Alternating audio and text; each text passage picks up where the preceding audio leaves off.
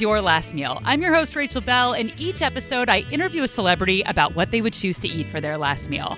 Then we explore the history of that food, the culture, and whatever else we can cram into 30 minutes.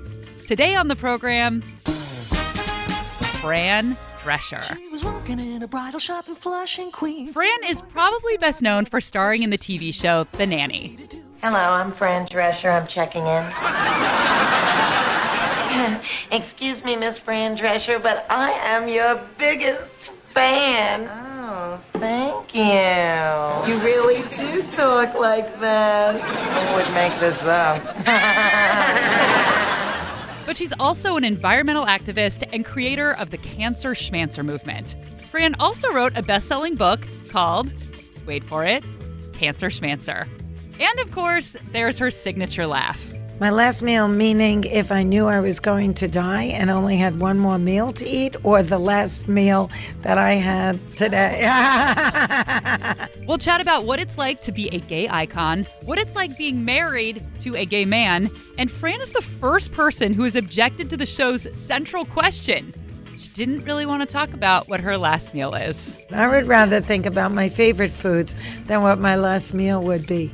And if you're a picky eater, or you used to be a picky eater, or you're trying to raise a picky eater, I chat with an expert about what makes humans picky and what you can do to reverse it. Plus, a woman so picky, she actually made producer Aaron feel, in his words, every emotion. I've never eaten a vegetable or a fruit. All of that coming up. But first, Fran Drescher. One of the things you're most well known for is your voice and your accent. And I was wondering if over the years, anybody like an agent or a director had tried to get you to get rid of your accent, or you were told, like, you'll never make it in this business, kid, not with an accent like that. Of course, there are people that think inside the box and couldn't see the value of a funny woman with a funny voice, even though that has risen to the top many times throughout, show business history. And I did make an attempt to try and speak sans accent and also the nasal factor. But in so doing, it was so controlled and carefully thought out that I really didn't have the spontaneity of my sense of humor and personality, which is what I had already become known for, and therefore I wasn't really successful at doing that. Subsequent to that, I did do a Neil LaBute play where I did speak, kind of like mid-Atlantic, they call it. I had a dialogue coach, and I was able to do that, but I've become so well known through the Nanny, which I'm not complaining about at all. I feel very, very blessed that character has given me such global success and notoriety. And I don't care if I never play any other part but a girl from New York, because that character has opened so many doors for me on so many levels. And now at this stage in my life, it opens and continues to open opportunities for me to speak on the platforms that I'm most passionate about. So I'm just blessed and grateful with no complaints. Well, with a mother and a grandmother who are all from New York, I love a girl from New York too. Fran likes to use her celebrity for good, not for evil. She speaks at a lot of events about the things she's passionate about. Fran is a cancer survivor, and when I met up with her, she had just stepped off the stage as keynote speaker at an End Brain Cancer Luncheon in Bellevue, Washington. It took me 2 years and 8 doctors to be diagnosed with uterine cancer. I always say I got in the stirrups more times than Roy Rogers. And I wrote what became the New York Times bestseller, Cancer Schmancer, because I didn't want what happened to me to happen to other people. But then I realized that it does happen to other people, misdiagnosis and mistreatment. So I began to go on speaking tours and formulate a vision for what I thought needed to change in this country. And first and foremost is early detection, catch it on arrival, 95% survival. And the reason why we lose loved ones to cancer almost always is due to late-stage diagnosis, which I think is unconscionable and needs to be changed. But part of that change is educating the public and motivating them on how to transform from being a patient into a medical consumer, and to look at their lifestyle and how that's contributing to weakening their immune system, that's aiding and abetting in the inflammation that ultimately leads to cancer. That's one prong of the Cancer Schmancer movement. Another is prevention. How we live our lives is greatly contributing to why we get sick. And we are exposed to a cacophony of chemicals by big business. We can change that simply by using more intelligent consumerism. If we stop buying, they'll stop making, and we can dictate more responsible manufacturing trends. The home is the most toxic place we spend the most time, and more toxic than living across the street from an oil refinery. So what are you putting in your mouth? Everything you eat, because you are what you eat. What are you putting on your skin? What are you cleaning and gardening with? Read the ingredients. If they're not exclusively what might have grown in your grandma's garden, don't buy it, because you don't need industrial farmed food that's doused with pesticides, herbicides, hormones, antibiotics, animals that are living Dickensian lives, eating food that's unnatural and unhealthy for them. What are we doing? And for what purpose? To make a bunch of big chemical companies richer? I think not. Fran is also an advocate for the LGBTQ community. I'm sort of known for the LGBTQ because as a celebrity, I kind of many years ago became a gay icon. And then when my ex-husband came out as being gay, I was just sort of elevated to Judy Garland status. I actually been curious about how do all these straight women become gay icons? I mean, it's like you and Bette Midler and Cher. What have you been told through the years by gay men why they look at you in this way? Oh, I think that they generally like women who are unmasked and love wearing clothes in a very upfront and center, unapologetic way. And I think larger-than-life characters seem to be particularly popular with many members of the gay community. And I feel very honored that I have always been so profoundly embraced. For the record, Fran looks amazing. Really, her skin is gorgeous. She was wearing this beautiful wrap dress. Her hair is shiny. So after she was talking so passionately about what foods you should put in your body and eating pure foods, I was extra curious about what she would choose for her last meal.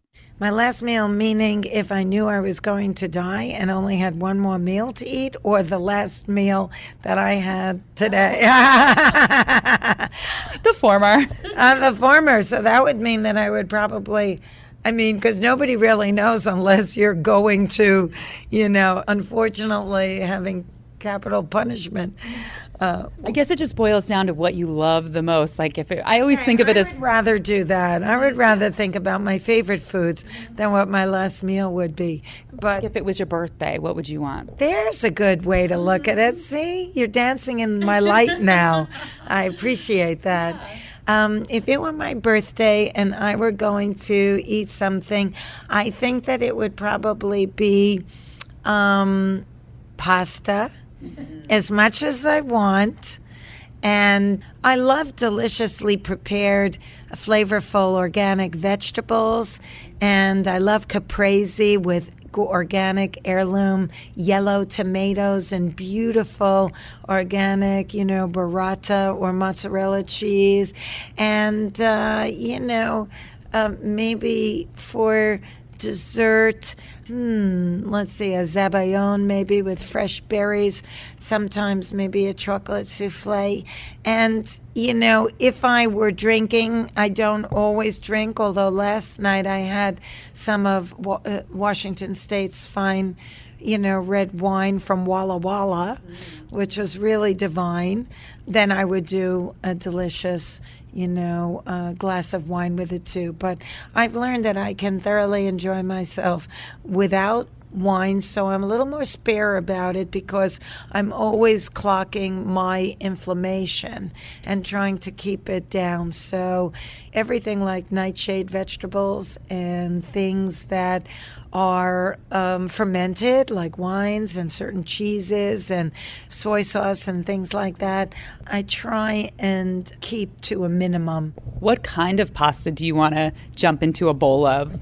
I think I like a twirly pasta, so it would have to be, I like al dente, either linguine or spaghetti, probably the best. And then I try and not do a red sauce because that would probably give me swollen hands the next day. Maybe just a splash of a red sauce with mostly butter and olive oil and salt and pepper and fresh basil. But there's so much I like. It's kind of easy. I like that kind of warm homemade ricotta cheese that you just plop in and mix it up together. I like a vodka sauce, which is a very light pink sauce. And that would probably be the direction. Now you're getting me hungry. I know, I'm thinking about it too. Fran's meal involves a lot of tomatoes, something that she actually doesn't really eat in her everyday life. And I happen to be someone who doesn't really like tomatoes. It's something I'm actually embarrassed about because I love food so much. I don't like people knowing that I have this everyday run-of-the-mill food that I don't really like. So we're going to focus the rest of the episode on being a picky eater. And when we come back, I chat with the pickiest person I have ever spoken to. This woman is a food lover's nightmare.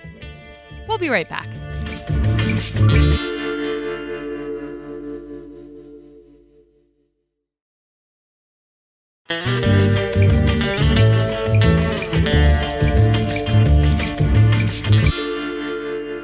We're back. Duh. Why do people say that? It's so obvious that we're back. Do you have a super picky person in your life? Often this person is 7 years old, but sometimes they are 37 years old. Like Kathy Winslow, even though I don't know how old she is. She's an adult. She has children. She could be 37, and she doesn't like any foods. The list of things I will not eat is probably much longer than the list of things I will eat. I eat no seafood, no vegetables, really no fruit except for apples, and that's only in a pie. I'll eat ground beef, chicken once a month, and turkey twice a year for Thanksgiving and Christmas. That's basically what I eat. Oh, and I just added steak to my like menu, so I don't eat much. Kathy says she has never even eaten a vegetable, at least that she can remember. She probably did when she was a really small kid. And this makes Aaron, I don't know what, furious? You said that you were feeling every emotion while you were listening to Kathy talk. Every emotion. I am angry that someone would limit themselves. I feel sad for her. There is such joy comes from food and eating all sorts of food and the different flavors and textures. And I just worry about what somebody who limits their food choices so severely, what's the rest of their life like? Are they enjoying it to the fullest? I'm concerned. And she said that her husband is not picky and that he cooks everything so that he can eat a variety. And I was thinking, what a snob I am, I probably would have dumped her because of this. Yeah, I think it would be a deal breaker for most people. Yeah, but she does say that she's perfectly healthy. She takes multivitamins to make up for the missing nutrients. I have excellent cholesterol. All my numbers are great. The doctors kind of think I'm strange in that way. But I think because I've been eating this way my whole entire life that's just what my body is used to. I'm not overweight. Why do you think you're like that? What happened? I think, I don't know. I was the baby of the family, and if I said yuck, they would make me something else. And I look at something and I'm like, oh, I can't even imagine putting it in my mouth. It just doesn't even look appetizing. Do you think it's almost become a bit of a phobia, with the vegetables and fruits to kind of recoil when you look at them? Oh, absolutely. Absolutely. And it's across the board. There's like candies and alcoholic beverages, and it's just like I've gotten so ingrained in how I eat that I can't even imagine changing from it. It's like I do the same things every single day. What do you eat on a typical week? What do you eat the same things over and over? I do. I'm a creature of habit. So I eat the same thing for breakfast every single day and have for months and months and months. I eat a special K-bar. For lunch, I normally eat taco time, normally 2 tacos, no lettuce, extra cheese. And for dinner, I try to eat what the family is having, just modified. So if they're having chicken, I cut enough off it to where it's like 4 bites, and I'll have, maybe some potatoes, but not the vegetable or anything. And so when you say the family, are you married with kids? I am married with kids. I'm married with 2 kids, and I absolutely refuse to let my kids be picky. So they will eat anything and everything. So, yeah, how do you do that when it's not mom's not eating this, but you have to eat this?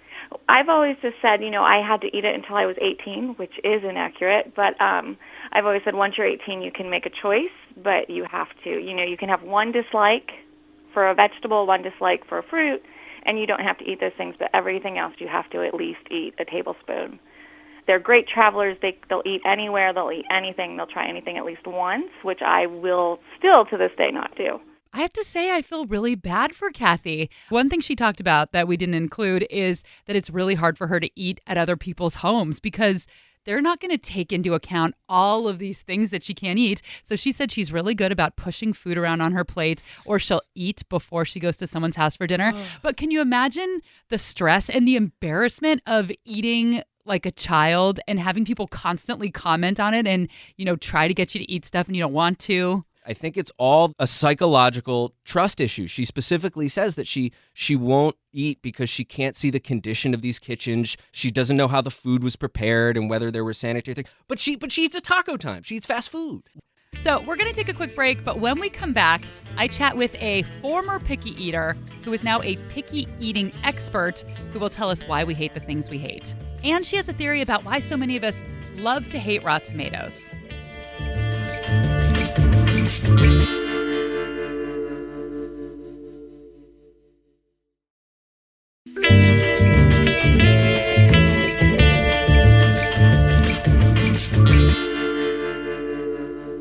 Stephanie Lucianovic used to be picky, and now she's a chef and a food writer. She wrote a book called Suffering Succotash, a picky eater's quest to understand why we hate the foods we hate. So I was really picky for about 27 years. Picky about not eating fish, hardly any vegetables, and really not any grains other than white rice, if you can even consider that a grain. And then I met my husband when we were both living in Cambridge, England, and he eats everything. But I was so embarrassed by how worldly he seemed, and that was compounded by the fact that he grew up on the East Coast in the D.C. area. So me being from the Midwest, I felt provincial and dumb and all of that. So I hid it from him, but he managed to introduce me to new foods, and I started to try them. And when I realized I didn't hate all the things I thought I did, or at least maybe I didn't hate them as much as I thought I would, or was open to trying them, I started to seek out more foods that I previously hated and could come to love. I wanted to learn more about cooking, so I was watching the Food Network. I was getting every food magazine I could get. I was watching Jacques and Julia on WGBH and learning more and more about cooking, which then turned into a passion because of it. I just got so interested in it that I decided I wanted to, in the future, make that a career. I wanted to become a food writer or at least edit cookbooks for publishing. And then I got laid off from publishing, so I took my severance, and I decided to go to culinary school. After culinary school, I became a cheesemonger, and I edited and helped develop a line of Williams-Sonoma cookbooks, got a job with KQED, writing for their food blog, and stuff just piled up from there. So as a former picky person, she started looking into the science of pickiness. When babies start to get used to things other than formula or milk and they start taking in solids and textures, they can gag, understandably, because it's a new sensation. And when you gag, I've learned in studying the gag reflex, it's your body's way of protecting you from choking and dying. So if you gag on something, it does send a message to your brain that that food is dangerous, and maybe you don't like it. You should stay away from it. It could kill you. At least for some kids who say they never like green vegetables, it's like one green vegetable made them gag potentially, and therefore their brain thinks the same thing about all green vegetables, or one bad experience with a fruit or vegetable can lead to an association that you're going to have a bad experience with all future fruit and vegetables. So that's one side of things. That also is the potential explanation for why people have issues with texture. It's sending signals to your brain that something's not good for you, so you should avoid it. Beyond that, philosophically, you could say people just don't like the same flavors all the time. And maybe some of us dislike more flavors than others because we're all, wonderfully unique individuals. We're all snowflakes, Stephanie. Yes. It's about rewiring your neurological pathways. But you have to want to do it and relax, if you can, before facing down a disgusting food. Figure out what it is you don't like about it. Is it the flavor or is it the texture? Whatever it is, try to change it. Realize there's not one way to eat food. There's not one way to eat, say, Brussels sprouts. You can like Brussels sprouts and not like them steamed. It's okay. I don't like them steamed. I only like them roasted. So change the flavor or change the texture. You can change the texture from different cooking methods, or my trick was or is to combine it with another texture. I still won't eat, say, leafy greens by themselves. I will always combine them with another texture so I don't have to deal with a mass of greens in my mouth. And changing the flavor, well, obviously cooking it in something that you like, but adding something else you like. In my case, it was usually cheese. And not necessarily cheese sauce to drown it all out, just maybe some hard cheese, like Parmesan Reggiano shaved over it. It can get you to that level of, well, I'm eating cheese. I like cheese. Oh, I'm eating the greens with the cheese. They're not so bad. And you can sort of step by step then start to change your association with that food. Another thing that the neurologist in the New York Times article talked about was having food in happy settings when you're with friends and family and you're having a good time, because that additionally gives you the takeaway of, I was happy when I was eating this food, instead of when you're a kid and you're sitting at the table and your parents really want you to eat this food and you're all stressed out and they're stressed out and everything's negative. You're just always going to have a negative association with that food until that association can be changed. During our conversation, Stephanie ended up asking me if I am picky, so I told her about my issues with tomatoes. Until I was 28 years old, I hated tomatoes in all forms. I didn't like the texture. I didn't like the seeds. They just had this kind of membraniness to them. I didn't like the flavor. Usually when you get tomatoes, on a sandwich, they're out of season and they're more whitey pink than red. They're just not good. But when I was 28, I was given a warm yellow grape tomato off the vine in someone's backyard. And my mind was just totally blown. It was like candy. It was so sweet. I could just gobble them up. So now I like those tomatoes. I can eat tomatoes from the farmer's market. I can eat heirloom tomatoes, but I can't eat just a regular red Roma or beefsteak tomato. And I was really excited because Stephanie actually has a theory about this. That's interesting. Tomatoes, I found, were one of the most hated foods, and it had to do with texture. And I don't love their skin, so I'm not a big fan of cherry tomatoes, but I like them sliced. And I always puree my sauce. Yes, me too. As well. And plenty of people feel the same way. A friend of mine is very specific, like chopped salsa is okay, big slices in my hamburger I'm going to pull out and throw away.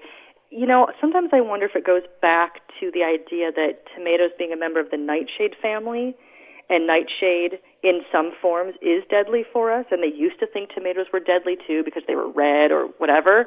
But that's other things that I found fascinating in my research was that there are instinctual explanations for why we dislike things, like kids not liking foods to touch, which may translate into adults continuing not to like things to touch. They think might go back to this instinctual reaction to, if your foods are touching or combined, it means they've been contaminated and therefore are poisonous and are therefore, don't eat them. But that's not something you can control. That's something, buried way down deep where, your instincts are buried. So finding out information like that was like, yes, that explains it. So you can't make fun of people for that, because you know what? You're not going to find picky eaters eating something that could actually really kill them with a neurotoxin.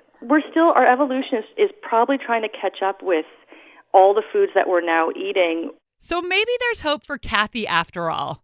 And maybe hope for Aaron not having high blood pressure listening to Kathy. Oof. But Kathy will only change if she wants to change, which it doesn't really sound like she does. I tried once. I went and was hypnotized. It didn't work. And this was Fran Drescher's last meal of pasta, caprese salad, burrata, and zabayon. You can check out Fran's work at cancerschmancer.org, which is also where you can make a donation.